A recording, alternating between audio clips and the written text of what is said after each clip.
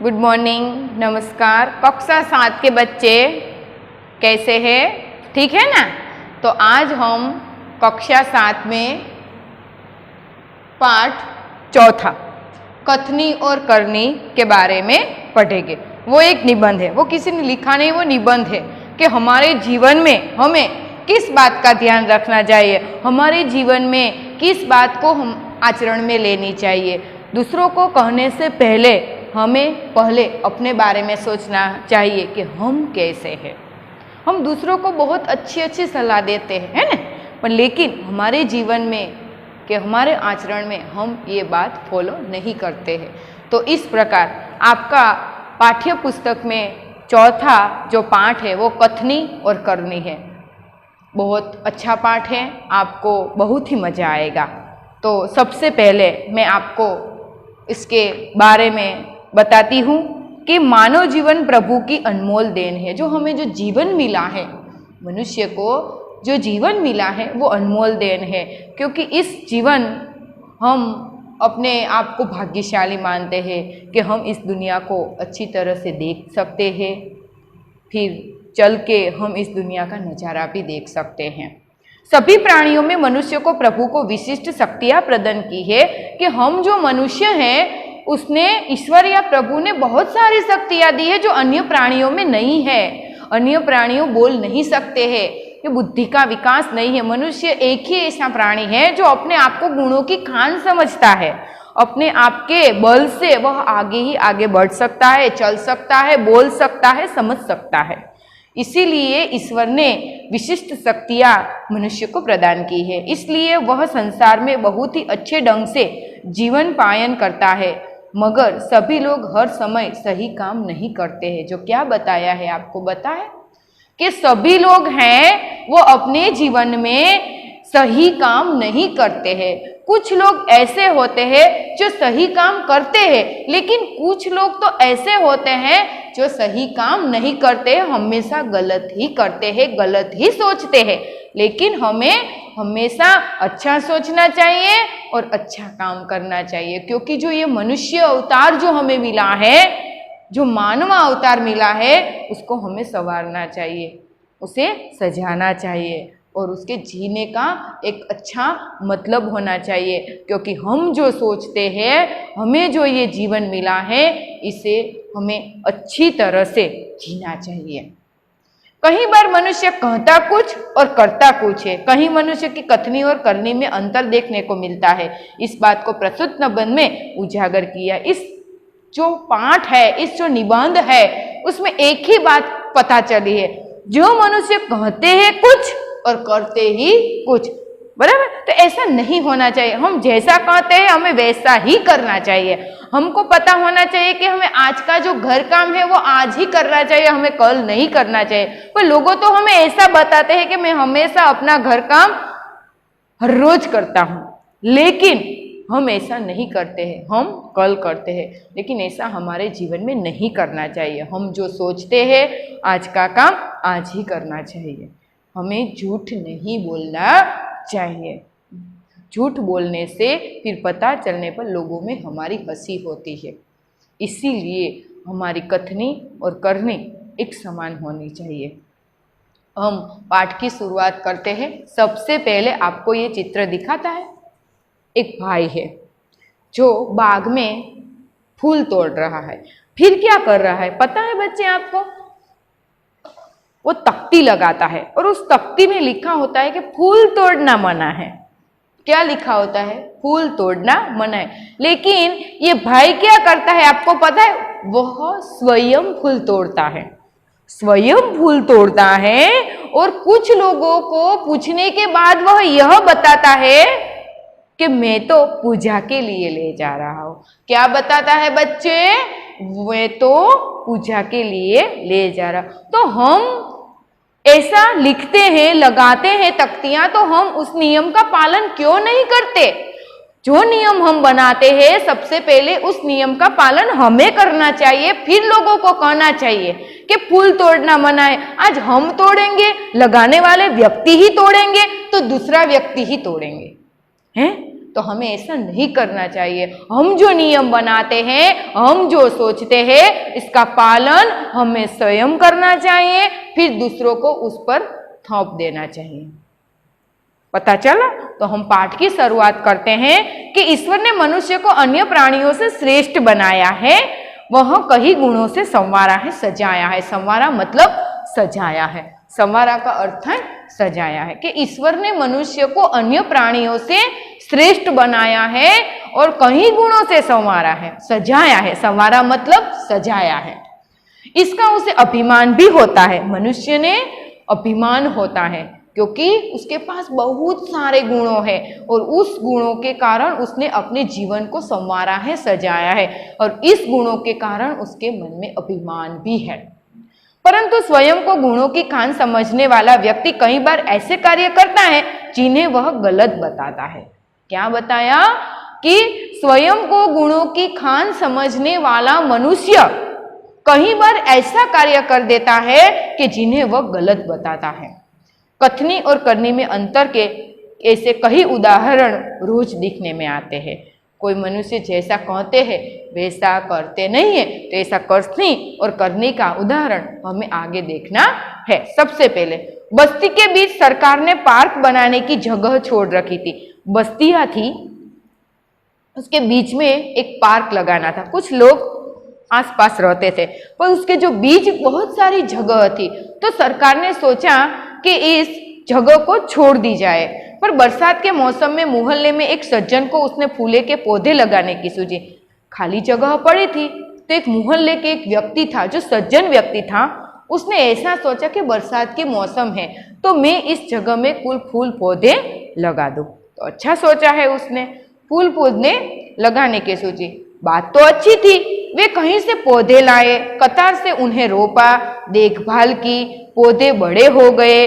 कुछ दिनों बाद फूल खिलने लगे, पार्क अच्छा लगने लगा। मोहल्ले के लोग सुबह शाम पार्क में टहलने लगे। मोहल्ले के जो आसपास के जो लोग थे वो सुबह बहुत सुबह और शाम उसमें टहलने लगने, चलने के लिए। फिर इस जो व्यक्ति था उसने जो जगह में फूल पौधे लगाए थे, कुछ समय बाद वो जो पौधे हैं वो पंक्तियां, लाइन में, पंक्तियां मतलब हरोड़, पंक्तियां को क्या बोलते हैं? लाइन बोलते हैं, एक कतार बोलते हैं। पंक्तियां मतलब कतार। तो अच्छे अच्छे रंग बिरंगी फूलों के पौधे उस सज्जन ने लगाए। पौधे को अच्छी तरह से पानी पिलाया। फिर थोड़े दिन होकर वो पौधे बड़े हो गए और बड़े होकर उस पौधे में क्या आने लगा? रंग बिरंगी फूल आने लगे। बस्ती के आसपास के लोगों को बहुत अच्छा लगने लगा। फिर वो बस्ती के लोग सुबह शाम टहलने के लिए पार्क में आते थे। फिर क्या हुआ? फूल सबको अच्छे लगते हैं। तुम्हें अच्छे लगते हैं ना? मुझे तो बहुत ही अच्छे लगते हैं। फूल देखने के बाद हमें ऐसा लगता है कि बस हम उसे देखते ही रहे, क्योंकि वो हंसता है, खिलता है और उसकी जो डालियां होती है वो पवन के मारे इस प्रकार वो झुलझुल करती है, तो हमें वो भी अच्छा लगता है। पार्क में लोगों ने आने जाने से उन्हें यह लगा कि लोग इन फूलों को तोड़कर ले जाएंगे। उन्होंने एक तख्ती के ऊपर यह लिखकर टांग दिया कि फूल तोड़ना मना है। जो सज्जन था उसने जो पार्क में फूल पौधे लगाए थे, तो बस्ती के कई सारे लोग यहाँ टहलने के लिए आते थे सुबह शाम। तो उसको विचार आया कि मैं यहाँ एक तख्ती लगा दूं। फिर उसने लिखा कि इस तख्ती में फूल तोड़ना मना है, ऐसा उसने लिखा और टांग दिया। बस्ती के मोहल्ले के जो आने जाने सभी व्यक्तियां हैं उस तख्ती को पढ़ते हैं और इस व्यक्ति को ऐसा सोचा कि बहुत सारे लोग आते हैं, तो ये फूल जो सब लोग तोड़कर ले जाएंगे तो जो यहाँ फूल छोड़ है वो अच्छे नहीं लगेंगे फूल के बिना, ये तो है। फिर क्या होता है? तख्ती लगाने वाला व्यक्ति क्या करता है, यह हमें देखना है। आते जाते सब उसको पढ़ते, कोई भी फूल को नहीं तोड़ता। पर मजे की बात तो सबके सामने आई जब लोगों ने तख्ती लगाने वाले सज्जन को बड़े सवेरे जल्दी जल्दी फूल तोड़ते देखा। वे अपनी शर्म मिटाने के लिए बोले, पूजा के लिए तोड़ रहा हूं। मैंने आपको पहले ही बताया था ना, कि नहीं बताया था, कि जिस व्यक्ति ने तख्ती लगाकर उसमें यह लिखकर टांग दिया था कि फूल तोड़ना मना है, तो बस्ती के मोहल्ले के जो लोग सुबह शाम टहलने आते थे वो लोग इस तख्ती को पढ़ते थे, लेकिन कोई भी व्यक्ति उस फूल को हाथ नहीं लगाते थे, मतलब फूल तोड़ते नहीं थे।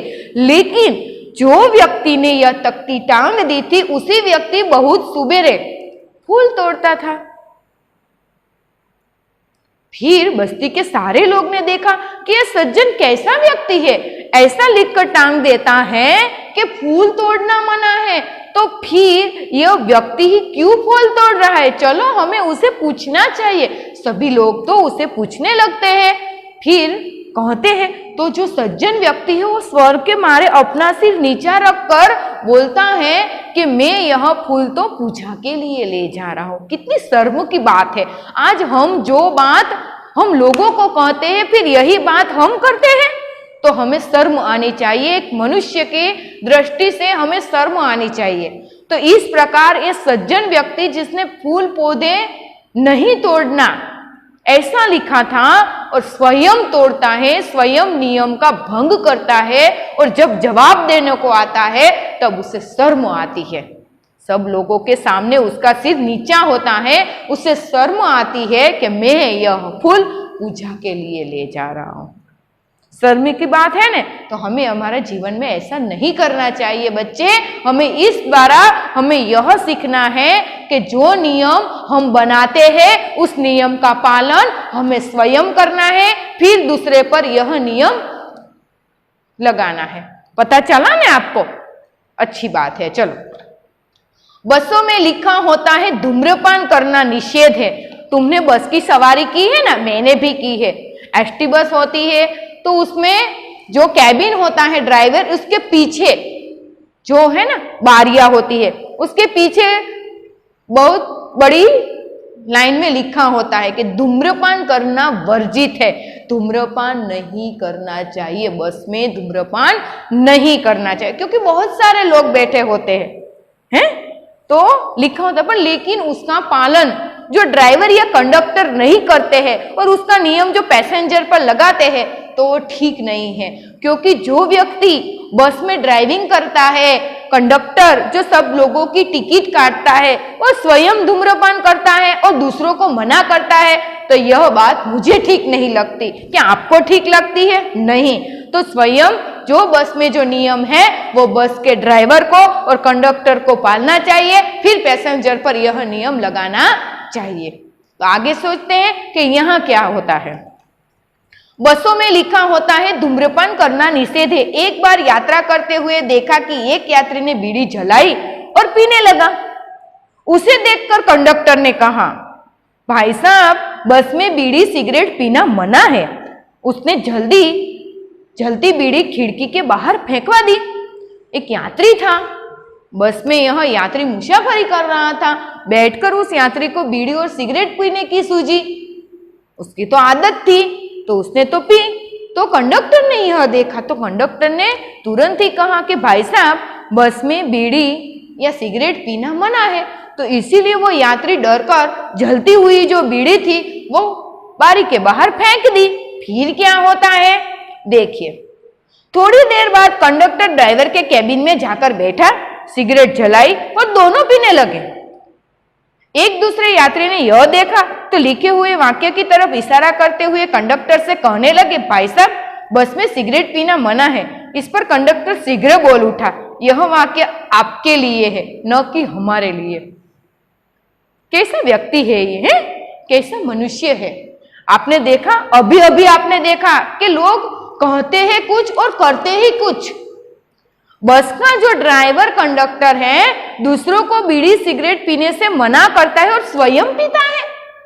जो यात्री है वो सिगरेट पीता है, उसे जलती हुई सिगरेट बाहर फेंकवा देता है। थोड़ी देर बाद वही कंडक्टर जो बोलता है, वही कंडक्टर बस के कैबिन में ड्राइवर के पास जाता है और बीड़ी या सिगरेट पीता है। सब पैसेंजर देखते हैं, सब यात्री देखते हैं सबको, और जो लिखने वाली जो तख्ती है उसकी ओर इशारा करते हैं। तब सभी जो यात्री है वो उसको पूछते हैं कंडक्टर को, भैया कि बीड़ी या सिगरेट पीना तो मना है। तो वो गुस्से से क्या बोलता है आपको पता है कि ये जो नियम है बस में सिगरेट या बीड़ी नहीं पीना, वो नियम आपके लिए है, हमारे लिए नहीं है। बोलो, देखा बच्चा आपने कि कैसा कहते हैं कि वो नियम है वो हमारे लिए नहीं है। किसके लिए है? तुम्हारे लिए है। तो यह भी एक अच्छी बात नहीं है। एक व्यक्ति दुकान पर गया, स्कूटर दुकान के सामने खड़ा कर ही रहा था कि दुकानदार बोला, आप अपना स्कूटर यहाँ सामने वाहन रखने के स्थान पर खड़ा करके आए। सज्जन ने कहा, मुझे ज्यादा समय तक थोड़े ही रुकना है, मैं तो सामान लेकर अभी चला जाऊंगा। दुकानदार बोला, पर दुकान के सामने बीच सड़क पर स्कूटर खड़ा रखना कोई ठीक बात नहीं है। दुकानदार हो, कौन बोलता है? यह दुकानदार। दुकानदार एक सज्जन आता है उसके दुकान से वस्तु लेने के लिए, कुछ वस्तुएं खरीदने के लिए आता है, तो उसे जल्दी थी, इसीलिए दुकान के सामने ही उसका जो स्कूटर था वो खड़ा रखकर दुकान में गया। तो दुकानदार ने उसे क्या कहा कि भैया जो आपका ये स्कूटर है वो सामने वाले स्कूटर पार्किंग के यहाँ रख दीजिए। तो दुकानदार जो स्कूटर वाला था उसने कहा, मुझे थोड़ी जल्दी है, मैं बस चला ही जाता हूं। तो दुकानदार क्या बोलता है आपको पता है कि बीच सड़क में ऐसे स्कूटर खड़ा रखना कोई ठीक बात नहीं है। फिर क्या होता है? फिर उसका ही लड़का आता है, दुकानदार का ही लड़का, और यहाँ बीच में स्कूटर रख देता है। तो उससे तो कुछ नहीं कहता। क्यों भाई? कि आपके जो बच्चे हैं उसके ये नियम नहीं लागू पड़ता, सब ग्राहक को ही नियम लागू पड़ते हैं। तो ऐसी है समाज में कथनी और करनी। आगे देखते हैं। सज्जन के स्कूटर वाहन खड़ा करके स्थान पर ले जाकर खड़ा किया और वापस आकर सामान खरीदने लगे। इतने में स्कूटर लेकर दुकान पर एक लड़का आया। स्कूटर दुकान के सामने खड़ा करके वह दुकान के अंदर चला गया। इस पर उस सज्जन ने दुकानदार से कहा, आपने इसे मना नहीं किया। वह बोला, यह मेरा बेटा है। क्या कहा दुकानदार ने? कि यह मेरा बेटा है। तो क्यों भाई आपका बेटा है तो क्या वो मनुष्य में नहीं आता है? क्यों उसकी समझ में नहीं आता है? जो नियम तुम हमारे लोग दुकानदार के यहाँ ग्राहक आते हैं उसके लिए ही होते हैं। आपके बेटे बीच में जो सड़क पर स्कूटर खड़ा कर दिया है, बीच में जो स्कूटर है वो खड़ा कर दिया है, तो इसका मतलब ये तो नहीं है कि यह लोगों को अड़चन में नहीं आएगा, यह नियम के विरुद्ध है। तो आपको ऐसा नहीं करना चाहिए। आपको आपका बेटा हो, आपका पोता हो, कि आपका दुकान का कोई भी व्यक्ति हो, लेकिन नियम सबके लिए होते हैं। सबसे पहले आपको नियम बनाते हैं तो उसका पालन आपको सबसे पहले करना चाहिए, फिर ग्राहक पर इसका नियम लगाना चाहिए। आज दुकानदार स्वयं ही अपना स्कूटर पार्किंग में मुकता तो ग्राहक भी अपना स्कूटर पार्किंग में, लेकिन वही बीच में खड़ा रहता तो बीजा जे दूसरे लोग भी ऐसा सोचते हैं और वो भी ऐसे ही मुकते हैं। तो हमारे जीवन में भी ऐसी कई बार कथनी और करनी आती है। आपने देखा कि फूल तोड़ने वाले व्यक्ति, कंडक्टर, ड्राइवर और तीसरा व्यक्ति दुकानदार, इन तीनों लोगों को आपने देखा कि उसने क्या क्या किया। मैं आपको दूसरी बार बताती हूँ कि फूल तोड़ने वाले जो व्यक्ति हैं वो स्वयं लिखता है कि फूल तोड़ना मना है, फिर भी वह बड़े सुबेरे फूल तोड़ता है और सभी को बताता है कि यह तो मैं पूजा के लिए ले जा रहा हूं। तो वो भी एक अच्छी बात नहीं है। उसने टांगा है, उसके जो लिखा है वो पंक्तियां टांग दी है, तो उसमें इसका नियम का पालन उसे करना चाहिए, फिर दूसरों को मना करना चाहिए। दूसरा है कि धूम्रपान करना निषेध है। बस में लिखा होता है ना, हम भी पढ़ते हैं, आप भी पढ़ते हैं, हम सबने मुसाफरी की है। तो कंडक्टर और ड्राइवर खुद सिगरेट पीते हैं, खुद बीड़ी जलाकर पीते हैं, और पैसेंजर ये यात्री को मना करते हैं कि वो नियम है वो हमारे लिए नहीं है, तुम्हारे लिए है। क्यों भाई? तुम तो सारा दिन बस में सभी यात्री को लेकर जाते हो, एक गांव से दूसरे गांव जाते हो। क्यों? नियम तो सबसे पहले तुम्हें पालना चाहिए। यात्री तो अपना गांव आएगा और उतर जाएगा, फिर दूसरा यात्री आएगा। तो इस नियम का पालन तुम नहीं करोगे तो दूसरे व्यक्ति कैसे करेंगे। तीसरा व्यक्ति ऐसा है दुकानदार। जो दुकानदार होए वह क्या करता है कि अपने बेटा है वह नियम तोड़ता है, जो बीच सड़क पर ही अपना स्कूटर रख देता है और दौड़कर दुकान में खड़ा रह जाता है ना। तो अपने बेटे को उसने कहा होता कि बेटा बीच सड़क पे स्कूटर रखना कोई अच्छी बात नहीं है, तो सज्जन जो ग्राहक जो वस्तु खरीदने आए हैं तो उसे कैसा लगत नहीं। तो इस प्रकार हमें सोचना चाहिए कि हम जो बात कहते हैं उसका पालन हमें स्वयं करना चाहिए। अगर हम इस बात का स्वयं पालन नहीं करेंगे तो दूसरे जो लोग हैं उसका पालन करना विरोध कर देंगे। आज स्कूल में भी ऐसा होता है। आज हम सारे शिक्षक जो टाइम पर स्कूल में आ जाते हैं तो हम बच्चों को कह सकते हैं कि बच्चे आप क्यों लेट आए, आपको क्यों स्कूल में आने में देर लगा दी।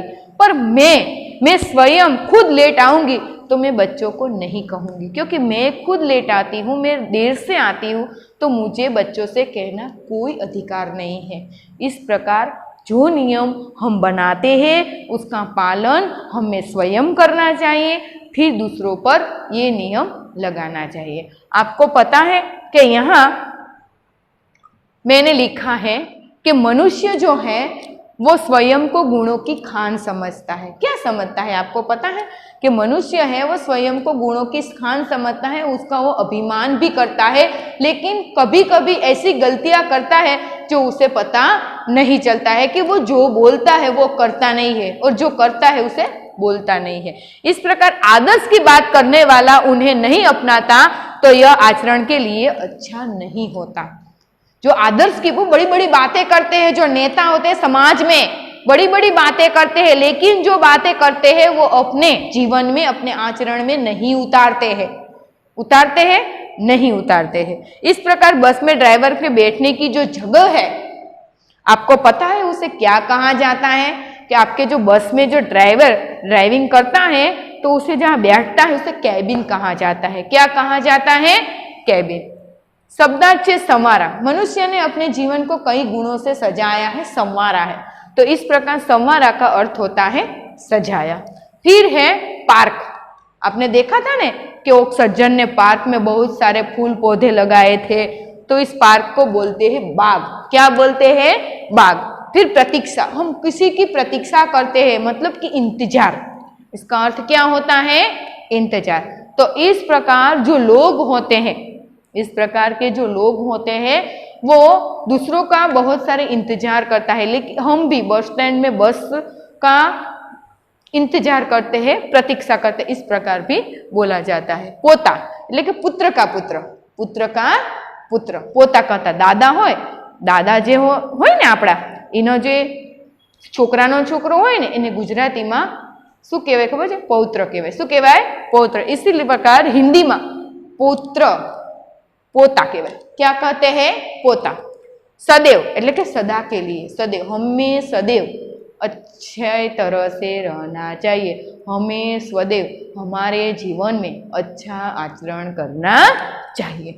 इस प्रकार है गुणों की खान। तो उसका मुहावरा का जो है उसका अर्थ क्या होता है? गुणों की खान। दूसरा है पानी पानी हो जाना।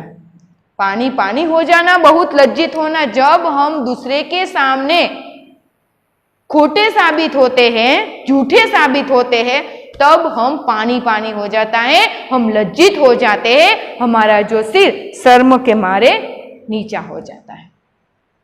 कहावत, आम के आम गुठलियों के दाम। आम के आम गुठलियों के दाम, दोहरा लाभ होना, दोनों तरफ से लाभ होना। मैं कहते हैं दोनों हाथ में लड्डू कहते हैं ना, तो इस प्रकार आम के आम गुठलियों पे दाम, तो दोहरा लाभ, दोनों तरफ से लाभ होना। उसका अर्थ होता है दोनों तरफ से लाभ होना।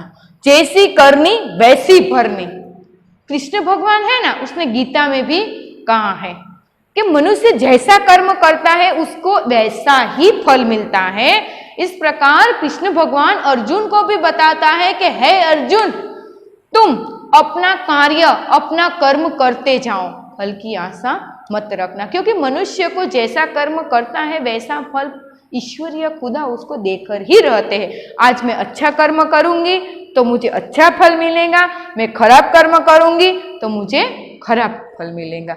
इस प्रकार जैसी करनी वैसी भरनी, कर्मों के अनुसार फल मिलना। हम जैसा कर्म करते हैं हम वैसा ही हमें फल मिलता है।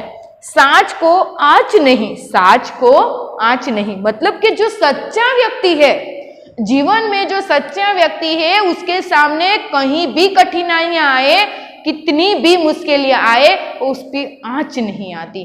कि सच्चे व्यक्ति को कोई भय नहीं होता।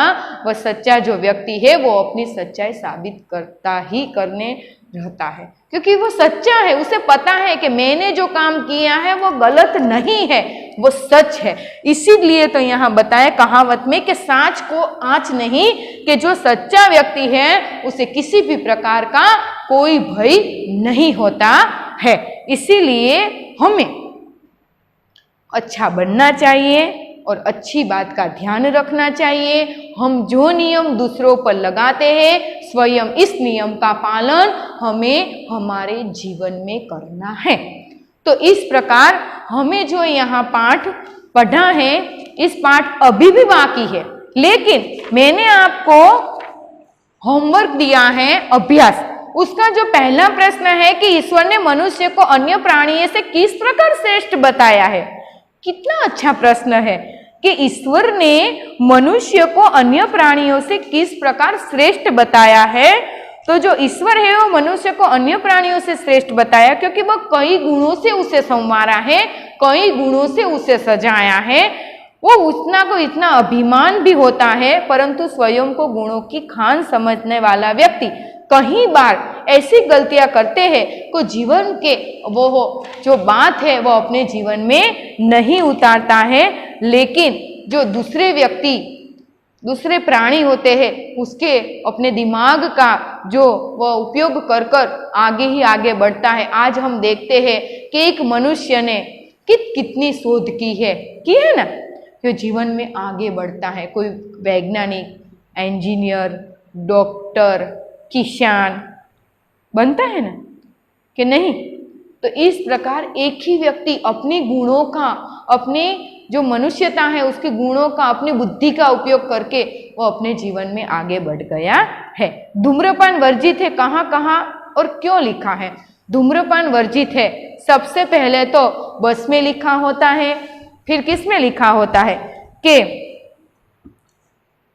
बस यानी कि रेलगाड़ी और सार्वजनिक वाहनों में लिखा होता है। आपको पता है कहाँ कहाँ लिखा होता है। बसों में लिखा होता है, सार्वजनिक वाहनों में लिखना होता है, अस्पताल में लिखा होता है, सिनेमा घरों में भी लिखा होता है। आप जहां भी जाएंगे वहां सब जगह इस वाक्य लिखा होता है कि सबसे पहले धूम्रपान करना मना है। चेतावनी वाली बात है। पुस्तकालय, प्रतीक्षालय, धर्मशाला और सार्वजनिक शौचालय आदि स्थानों पर यह लिखा होता है कि धूम्रपान करना वर्जित होता है। आपको पता चला, अस्पताल, रेलगाड़ियां, सार्वजनिक स्थानों में, पुस्तकालयों में, फिर रेलगाड़ियों में, सब की जगह टॉयलेट में लिखा होता है ना कि धूम्रपान करना वर्जित है। टॉयलेट यानी कि शौचालय, उसमें भी लिखा होता है कि हमें धूम्रपान नहीं करना चाहिए। फूल सबको अच्छे क्यों लगते हैं? नन्हे बच्चे से लेकर बड़े तक सबको, बूढ़े सबको फूल अच्छे लगते हैं। फूल देखा नहीं तो हमें तोड़ने का मन हुआ नहीं। इसीलिए हम सब लोगों को फूल अच्छे लगते हैं क्योंकि वह दिखने भी अच्छे होते हैं, उसका रंग भी सबको पसंद होता है और जब वह कली से बनकर फूल खिलता है तभी पर हमें सब लोगों को अच्छा लगता है। लोग कहाँ कहाँ कतार में खड़े रहते हैं। यह कहाँ कि लोग कहाँ कहाँ कतार में, कतारिया की लाइन में, पंक्तियां में खड़े रहते हैं। तो सबसे पहले तो लाइट बिल हम भरते हैं ना, तो वहां भी लोग कतार में खड़े रहते हैं। कि सर्कस में, लोग ट्रेन में, प्रदर्शन देखने में, टिकट में, सब जगह लाइन होती है। दुकान में, राशन कार्ड में, राशन लेने में भी कतार होती है।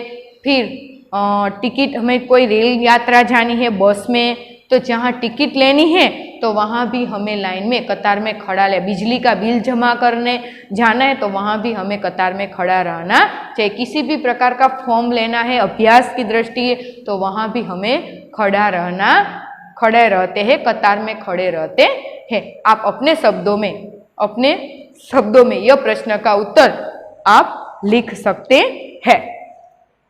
फिर है विराम चिन्ह। जो अलग अलग प्रकार के चिन्ह हैं जो आपको मैं बता देती हूँ कि सबसे पहले जो ये चिन्ह है वो प्रश्न सूचक है। क्या है? प्रश्न सूचक चिन्ह है। फिर ये है उद्गार चिन्ह है। क्या है?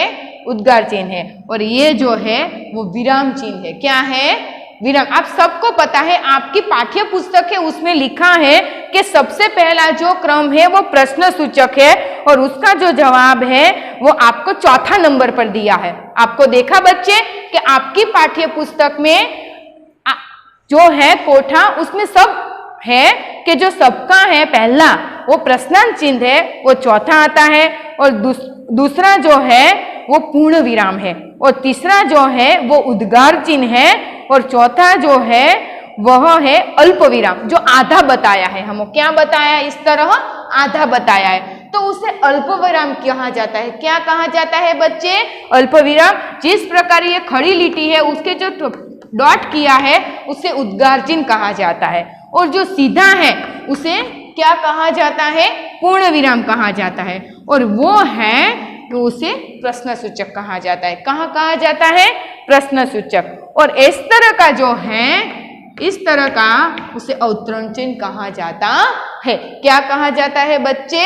अवतरण चिन्ह कहा जाता है। और जो आड़ी लिटी होती है इस प्रकार की सबसे छोटी, तो उसको क्या कहते हैं कभी बच्चे? योजक चिन्ह कहते हैं। हम जहां तहां ऐसा लिखते हैं ना, तो इसके बीच में हम अंडरलाइन करते हैं तो उसे क्या कहते हैं? उसे योजक चिन्ह कहते हैं। क्या कहते हैं बच्चे? योजक चिन्ह। आपको पता होना चाहिए कि हम किस बात की ओर ध्यान देते हैं। अच्छा, तो आपको ये सब प्रश्न जो है, जो अभ्यास के जो प्रश्न नंबर 1 है उसमें 4 प्रश्न है, प्रश्न 2 है उसमें एक प्रकार का कोष्टक है कि आपको चिन्ह के बारे में बताना है, और तीसरा प्रश्न है वो भी है कि जो वाक्य आपको पढ़ना है उस वाक्यों को पढ़ने के बाद आपको बताना है कि वहां किस प्रकार का चिन्ह आएगा। पता है ना? तो इस प्रकार का चिन्ह पढ़कर आपको रखना है। तीजा वाक्य है जातिवाचक संज्ञा। मैं अगले वीडियो में मैंने आपको सब कुछ सिखाया था कि जातिवाचक संज्ञा कैसे पहचानती है। इस प्रकार मनुष्य अन्य प्राणियों से श्रेष्ठ है, तो इसमें से जातिवाचक शब्द कौन है? तो मनुष्य। कौन है? मनुष्य। दूसरा है शिल्पा ने 4 पौधे लगाए। शिल्पा ने 4 पौधे लगाए। तो जो शिल्पा है वो एक व्यक्ति है, छोकरी का जो लड़की है उसका नाम है, तो उसे भी इस प्रकार जाति दिखानी है। और चौथा जो प्रश्न है, कथनी और करनी में समानता रखने की मुश्किलें आती है या नहीं, इसके बारे में चर्चा करना है कि आज मैंने जो आपने फूल के पौधे वाला, धूम्रपान वाला, इस प्रकार दुकानदार वाला, इस प्रकार जिसमें पाठ में हमने समझे, इस प्रकार कथनी और करनी अपने शब्दों में वाक्य लिखना है। इस होमवर्क आपको अपने नोटबुक में अच्छी तरह से लिखना है।